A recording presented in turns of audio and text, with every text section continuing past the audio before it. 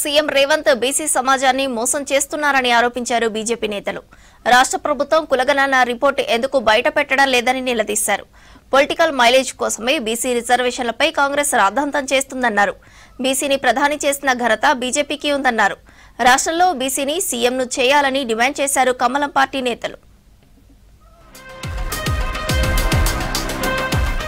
BC కోట కులగణన విషయంలో ప్రభుత్వ వైఖరిని ఖండించారు కేంద్ర మంత్రి కిషన్ రెడ్డి. పొలిటికల్ మైలేజీ కోసం కాంగ్రెస్ ద్వంద్వ విధానాలు అవలంబిస్తోందన్నారు. గతంలో ఎన్నడూ బీసీ జనగణనకు కాంగ్రెస్ ఒప్పుకోలేదని, తెలంగాణలో ఎప్పుడూ బీసీని సీఎం చేయలేదని అన్నారు. కులగణనతో ప్రజల ముందు కాంగ్రెస్ దోషిగా తేలిపోయిందన్నారు కిషన్ రెడ్డి.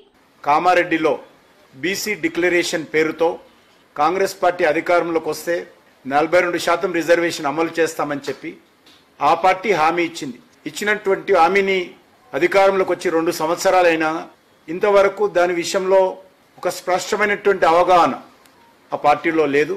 ఆ రోజు 42% బీసీ డిక్లరేషన్ సంబంధించి రిజర్వేషన్ కల్పిస్తామని ప్రకటించి ఈరోజు 32% బీసీకి రిజర్వేషన్ ఇస్తామని చెప్పి ఈరోజు ప్రకటించడం ఏదైతున్నదో బీసీలకు అన్యాయం జరుగుతూ ఉంది.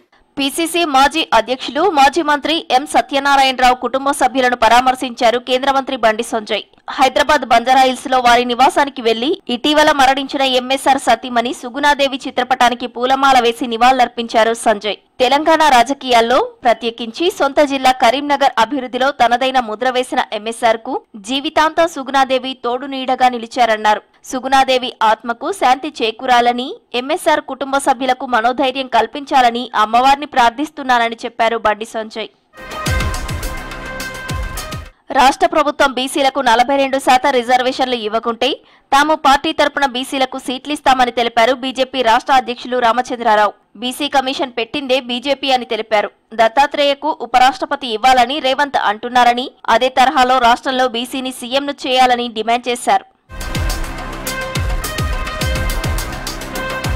బీసీల పేరుతో ముస్లింలకు కేటాయిస్తున్న రిజర్వేషన్ ఎత్తివేస్తే బీజేపీకి ఎటువంటి ఇబ్బంది లేదని మరోసారి అన్నారు రామచంద్రరావు. మహేశ్వరం నియోజకవర్గంలో పర్యటించిన రామచంద్రరావుకు స్థానిక నేతలు స్వాగతం పలికారు. స్థానిక సంస్థల ఎన్నికల్లో రంగారెడ్డి జిల్లాలో మెజార్టీ సీట్లతో పాటు జడ్పీ చైర్పర్సన్ పదవిని కూడా కైవసం చేసుకుంటామన్నారు. మహేశ్వరం నియోజకవర్గంలో అన్యక్రాంతమైన ప్రభుత్వ స్థలాలను బీఆర్ఎస్ కాంగ్రెస్ నేతలు కబ్జాలు చేస్తున్నారని ఆరోపించారు. రేపు రాబోయేటటువంటి స్థానిక ఎన్నికల్లో అది హైదరాబాద్ జిహెచ్ఎంసీతో కలిపి అంటున్నాను.